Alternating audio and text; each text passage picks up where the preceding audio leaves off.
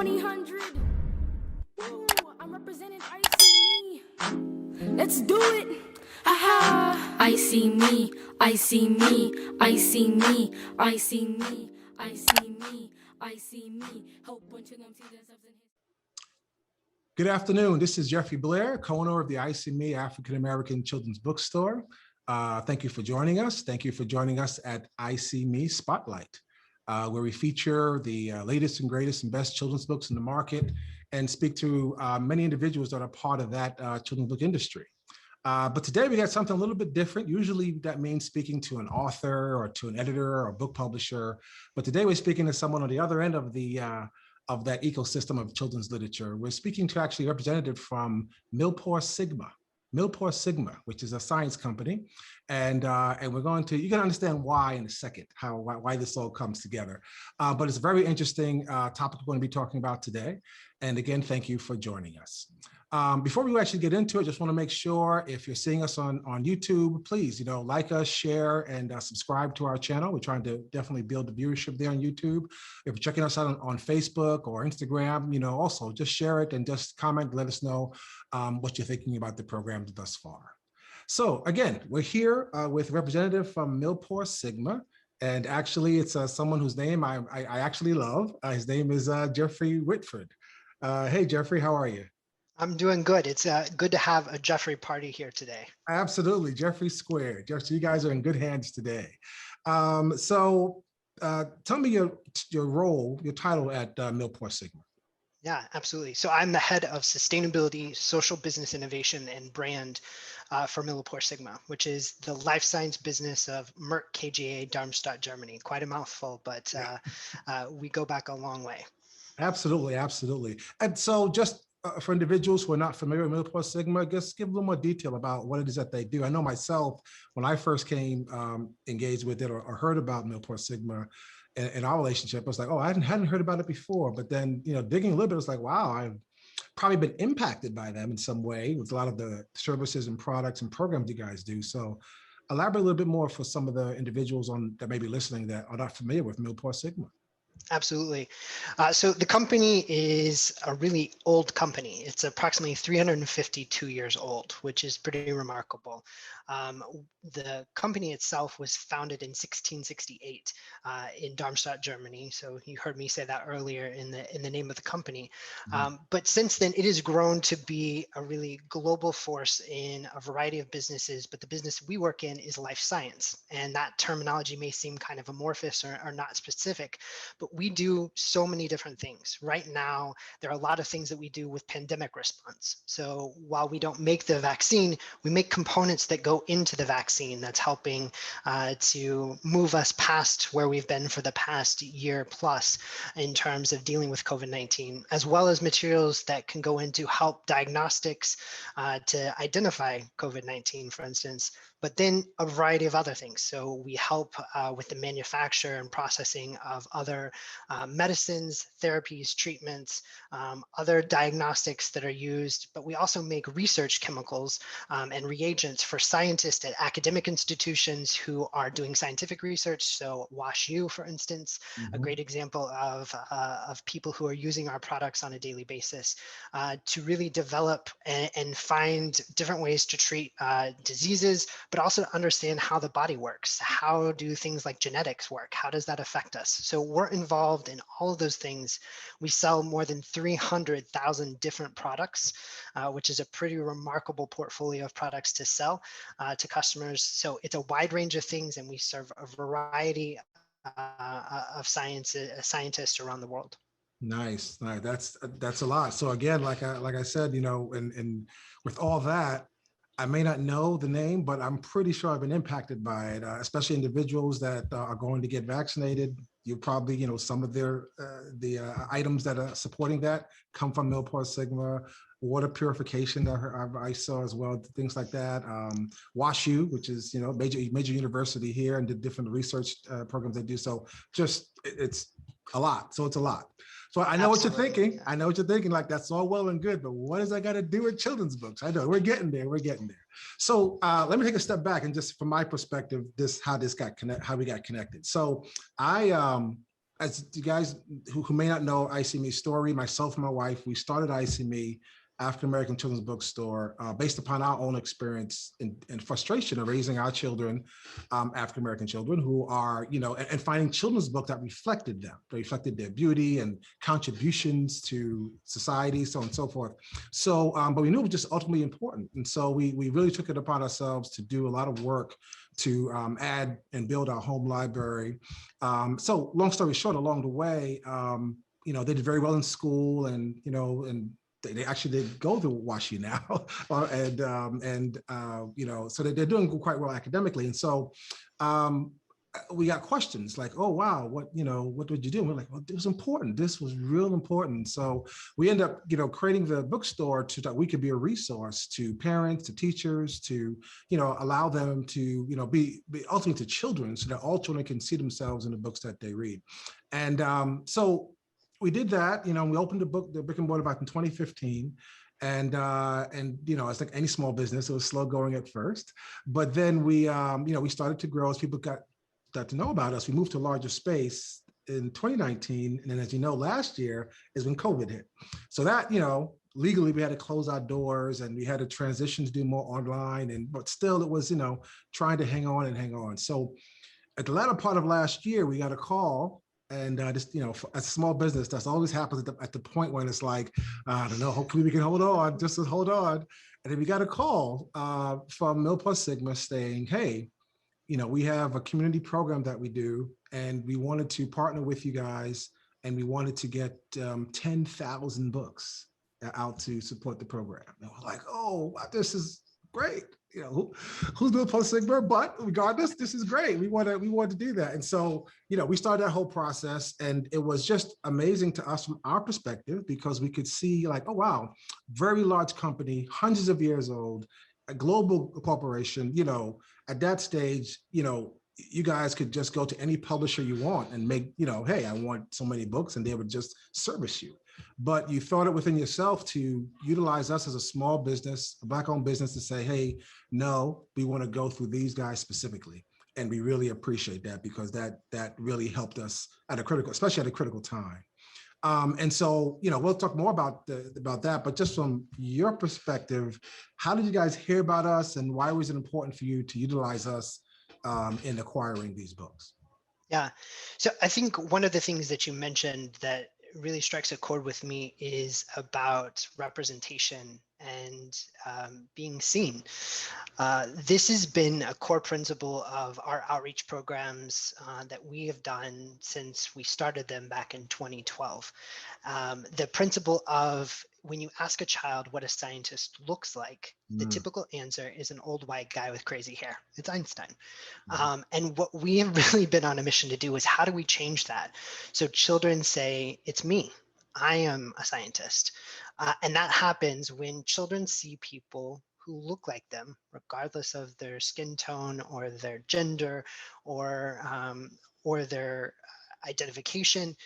They need to see representation of who they are. And so for that, we really have worked with our employees to make sure that we had a representation of different races, of different genders, different identifications, to show up and actually do our hands-on programs with students. So when we would go out to schools, we would make sure that there was representation, that the person who was presenting, to a school district in Normandy, for instance, or I'm trying to think of some of the other schools that we've been to in U City, that when we go to schools that are majority African American, the person who is up front of the class is an African American scientist to be able to share their experience, because the power of connection between the person leading the experience and then those students, the student is far more likely to say, I can see myself in that person, and this is a career that's available to me.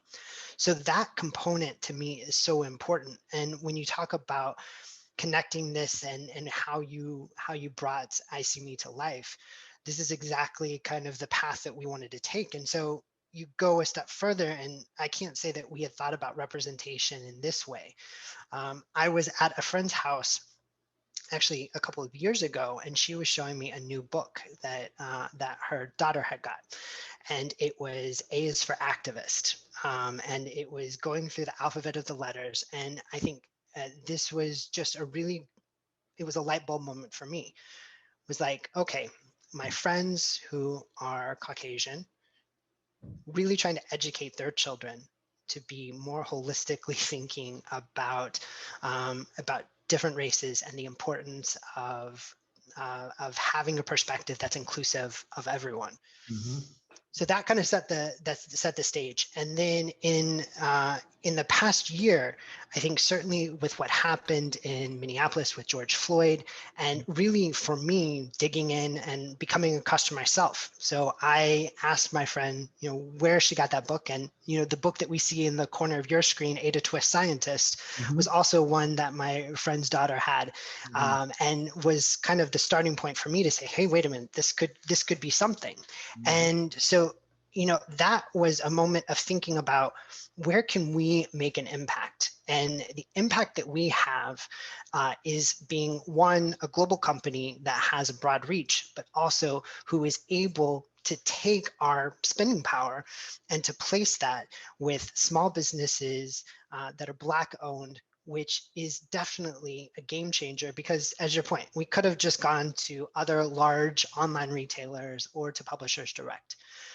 But for me, where I see the ability to hopefully drive change in the community and to empower and hopefully grow your presence is by spending locally and spending with Black-owned businesses. And to me, that was really where this kind of connected the dots of representation, local impact, and being able to scale that for us across our programming. Absolutely. And that's commendable. And it's like, you never know, right? You never know those aha moments that happen. But so glad, like, from our perspective, for us to just keep doing what we're doing, because you never know how one thing could lead to another. And from your perspective as well, just overall, even for people that are watching, it's just, to me, that's community, right? That's the community. That's the win-win all the way around. And it's so commend you guys for thinking that way, because as you said, for the last year, and just everything that took place, the untimely murder of George Floyd, and then the protest after, and the desire to understand race and racism more, and just we definitely were a big part of that, and that's something we've been talking about the whole time, right? That's kind of what we've been talking about, and just so glad everyone is now listening, that this is not just a little thing, this is a big thing. And addressing, it's one of those things, it's an ongoing battle that we're trying to fight against in this country and society, right? And so definitely addressing the issue at hand, but to get to the fundamental root of it takes more than just addressing that particular item. And so that's why I commend you in the sense of the foundation of any community is its businesses. And a lot of times, if we want to circumvent or prevent some of those downstream issues, if we have a stable community with businesses that are thriving, that are hiring people, that are, adding to the tax base, that are, having a voice to make sure the concerns are being heard on every level, then, that really is an empowering type of system that can sustain itself and allow to really flourish, and so those investments, I think I know even already, from that hiring people here, and just, we have internships that are going to be starting, for the summer. And so it's like, play it forward, there's impact that's happening. It's not, and that's just from books. That's just from the books, but it's not just the book. It's the content of the book, but even the process of that book going from one place to another. There are opportunities here to really instigate change all along that process. And I think one of the things too is being intentional about that. And that's really a part of this, is just being intentional with the decisions we make, that each of the things lines up with what the goal or the outcomes that we're trying to achieve, which is to increase the diversity within the sciences. Because we also know too, STEM careers are going faster than any other career. And we are woefully underrepresented in terms of racial balance within STEM. And so if we can start changing that, that changes economic outcomes for people. And if you have, to your point, better paying jobs that are hiring people locally, giving people more opportunities, that is more inclusive, I fundamentally believe that's one of the keys to change. I mean, don't get me wrong, there's a lot of other things that fundamentally need to change. But I also think about what are the things that I can have an impact on? What are the things that I can contribute to? And I have a harder time affecting policy, but I do have the opportunity to work with an organization that's committed to making investments like these. And my goal here is not to have this be a one-time thing. That's not the intention. The goal is to have this be continuing. And once we get out to be able to work with students hands-on again, we can get books in kids' hands. We're looking forward to that moment. But then this becomes a continuing thing where as new titles become available, we add those to the curriculum of what we give out. Because I think you also look too at just the need to have increased literacy and the ability to have libraries for children of all backgrounds, but Yes. ones especially, to your point, that are representative of who they are. Absolutely, absolutely. And like you said, for all children, because this part of our experience, our education in a way is along the way. Again, our focus really was our children, and then seeing the gap and trying to address that gap, especially for African American children or other children who are not fully represented. Sometimes in the mainstream, it could be Latin American, it could be Native American, or Middle Eastern or Asian or things like. So we have a percentage for that as well. But then also along the way, it was learning that it's not just the representative part as like seeing myself, but making sure that even non-African Americans can see positive images of other people, right? Because otherwise it's a false conclusions too. So while it's important for, let's say, African American children to see scientists that are African American, it's important for non-African American children to see African American scientists too. You know what I mean? For kind of different reasons.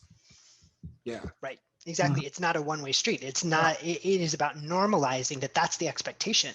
Absolutely. That you should see people in all of these careers who are different, and that is normalized. So I completely agree. Absolutely. Absolutely. And I love the books you picked. And just as an honestly, Ada Twist was one of my favorite books because I love the whole thing of like, her mind is just so much into science, it gets her in trouble sometimes, And so she goes through a lot of different things. So there's like a picture book to this, and there's also this one is like a chapter book, but I love that. And then also Hidden Figures, which is, one of my favorite movies. First computers, African American women, who knew, right? I mean, who knew? But it definitely, I've seen children actually, their mind was sort of blown seeing this, the book and the movie, and just like you said, suggesting to them, wow, maybe that's something I can go into, and this has such a profound effect. Yeah, it was funny. I was actually listening on a podcast while walking, and it was talking about the moment in Hidden Figures where one of the characters had gone in after they installed the IBM machines, and she learned how to work them. I think this was Octavia Spencer's character in the movie. Yes, I remember that. But she learned how to work the machine, and then they came for demo day and it wasn't working. And they were like, oh, I don't know. And she was like, well, let me do this. And they were like, no, don't touch it. And she was like, well, do you know what's happening? They're like, no. So she went in, but that transfer, and that's like that moment of not just they were in that role, but then they were also the problem solvers who sorted it out. Like, what a great moment to showcase, not just like they're there, but they're actually taking ownership of this and really being able to move it. And that the podcast was really highlighting that powerful moment of that conversion. And I think it is so true that it is one, just a great compelling story, that it's so unfortunate that it took a movie for it to gain kind of awareness for the broader public. But what a wonderful story to just frame, especially African-American women at that period of time. It's such an advanced organization who did something remarkable, and we need more of those stories, and then being able to pull them through to these stories that capture children's minds through words. It is really powerful, and I think such a valuable tool to get kids thinking about these things and to frame them that they are possibilities for them. Absolutely, 100%. Representation does matter, 100%. Can you speak a little bit more about some of the programs at the Curiosity Lab? I'm sure some of the parents listening be like, oh, wow, how can I get my children involved? Yeah, absolutely. So our Curiosity Labs program was really born out of the need of taking a step back and researching to look to see how could we make an impact as a business, that's something that made sense with what we do as an organization. So we're a science company. We looked around and said, okay, it seems like there's actually a lot of students who aren't doing hands-on science in school anymore. You're watching videos or you're doing worksheets or doing things on the computer, but you're not actually learning the interesting part of science, like the fun part that makes it interesting. And so we actually set out to create our Curiosity Labs. So Curiosity Labs is the name of the program, and this is a hands-on program where our employees go to schools, specifically targeted at middle school students. So most of our Curiosity Labs happen for children. On the lower end, we can usually go down to third grade for like water filtration experiments, but the typical range is really more fifth through eighth grade. To work with them to do hands-on inquiry-based science experiments. So the important part there is really about them being able to not just do step one, do step two, do step three, but really giving them the space to work through an experiment, do the scientific process, and come up with a hypothesis and a conclusion, actually try it out themselves to see if it works. Are there different ways they could do it to still get the same outcome, or is it different? But really putting inquiry at the heart of this. We worked with WashU to help us develop the curriculum and the programming so that it was aligned with school curriculum and also best practices for teaching. And then we made sure that our employees were at the heart of it because, I think scientists, to be honest, at work, sometimes slightly overkill on scientific talk and people are like, I can't do it anymore. But it's interesting when you get them in front of a classroom of students, they have got a captive audience who is actually really enthralled with what they do. And they are just in heaven because they've got people who are like excited to listen to them. Yeah. So it's slightly different than, boring adult life, which is really great. But that moment of them being able to share their experience, their education background, what it took to get to where they were, because not everyone has to be a PhD to do this, to do different science careers. Some people have gone and done vocational training, so they don't have a 4-year degree. Some people have done an associate's. Some people have a high school diploma and have worked different ways through and up the company. And so this connection point gives them an opportunity to tell their story that makes it realistic in terms of you don't have to be this really, crazy science driven only person. There are different paths and opportunities within science. It doesn't just have to be a person in a lab coat. You can do all these different things. But that hands-on program is something that we do globally. We have a website, so you can go to sigmaaldrich.com /CuriosityLabs and find more information about that. So there's a request portal, so schools can request that. So once things are back up and running in a fully in-person mode, we'll be back to that. We are working on doing some of these virtually. So we're introducing a new lesson just in coming a few weeks. We're doing a pilot at a school here in St. Louis, and then we're going to be rolling out a 5th lesson. So we've got 4 already in our repertoire, but we're going to continue to add more. And then we're also going to add more virtual experiences. So we're investing in some technology in our training lab here in Midtown in St. Louis so that we can actually do more virtual engagements. So you don't have to be in St. Louis. I'm sure now that the internet is a huge driver for business, you guys have an audience that's not just here in St. Louis, that it is more global. So this is something that we're able to provide globally to people all around the world and in different languages. So it was the starting point for our programming. We built from that to build out a Curiosity Cube. So this is a traveling science laboratory that crosses the United States. Once again, unfortunately, on pause due to COVID, but we're gearing up to get ready to go out. But we spend anywhere from a couple of days in certain communities, depending on size, all the way up to 4 weeks in St. Louis, for instance, Wow. where the cube goes to schools. It will also go to public events so that people can come in and do hands-on experiments. It's all about, once again, sparking that interest and curiosity in science. So, in a typical year, the cube travels tens of thousands of miles, so it kind of crisscrosses the US. We have typically around 35,000 students come in and spend anywhere from 45 minutes to an hour in the cube each time that they visit. And it really is, it was certainly beyond the dreams I think we had as a company in terms of how successful this would be or would it work. Mhm. But we are on what would be the fourth iteration of the cube and the tour, and we're actually getting ready to launch the cube in Europe as well. So we're going to expand the program over into Europe as well with the same type of approach and perspective. International. Wow. That's Yeah. that's amazing. That's amazing. So those parents, teachers, schools that are out there that are listening, I'll definitely will have the link down below, and you can click on it and let them know that you're interested. Maybe get them to come out. Maybe bring the cube. I mean, I'm a scientist from at heart. My undergrad was like computer science. I've always loved tinkering with things and exploring. So I was like, I want to go to the cube. I want to check it out and Well, see what's it. maybe we should bring to the cube to Eyeseeme Oh, when we're in hey, St. Louis, and we can that's just do right. a pop-up at Eyeseeme one day. Nice. That's perfect. That's good. Let's make that happen. I can't I wait. like that. Hey, Jeffrey, thank you so much for joining us and just giving the audience a little bit about sort of what's going on in this partnership and how important it is for St. Louis.